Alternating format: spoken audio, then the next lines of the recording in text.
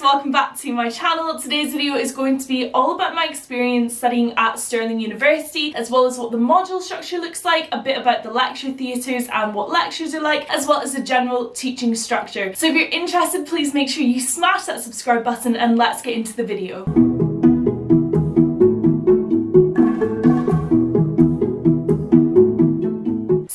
I thought it would be helpful to talk about the module structure at Stirling University. So you have 3 modules every semester. Now the first semester I did at university, I was actually studying film and media and psychology as a joint honours. I ended up graduating with a Bachelor of Honours in 2019 in politics, but that is a completely different story. The way that the modules work at Stirling is if you're studying just one single degree, you will have to take, for instance, if that's politics, a politics module in your first semester. But then you can pick 2 other modules which don't have to be degree specific. So for instance, when I was doing film, media and psychology, I had a film, media, psychology module, both of those, and then I got to pick a third module which was nothing to do with anything, and I picked English, and I really loved that. Same as with second semester, I think I picked another English module, and then in second year, before it all narrows down in third year where you really do need subject specific modules, I actually took a module in law, which was exciting and I was rubbish at it, but moving on. So it was really nice to explore some other subjects and also get those credits on my degree, saying that I'd done a little bit of law, a little bit of English, a little bit of politics before obviously my whole degree changed to politics, but it was really nice to get that choice of studying something a little out of your comfort zone and just something a little bit different. So a little bit on the lecture halls and the actual lectures at Stirling University. There are 2 different lecture halls that are the main 2, which is cultural and path food. Now they're never usually to capacity. I found my busiest lecture when I went to university was my psychology first year, first lecture, because people tend to drop off. The capacity for cultural is about 250 people. It was probably about 300 because people were sitting on the stairs, but like I said, people tend to come for that first or second lecture, and then throughout this semester people sort of drift away and you get less and less people in lectures. Stirling is a pretty small university with about 8,500 pupils for undergrad, so it is pretty much a small university where you're not going to be finding thousands of pupils in a lecture, which is quite nice because early on in the semester, if you make friends with your tutor and sit near the front, you will get a lot of extra support, so that is just something to keep in mind. Just to point out, if you are thinking of studying at Stirling University, the 2 main lecture halls, there are other smaller ones,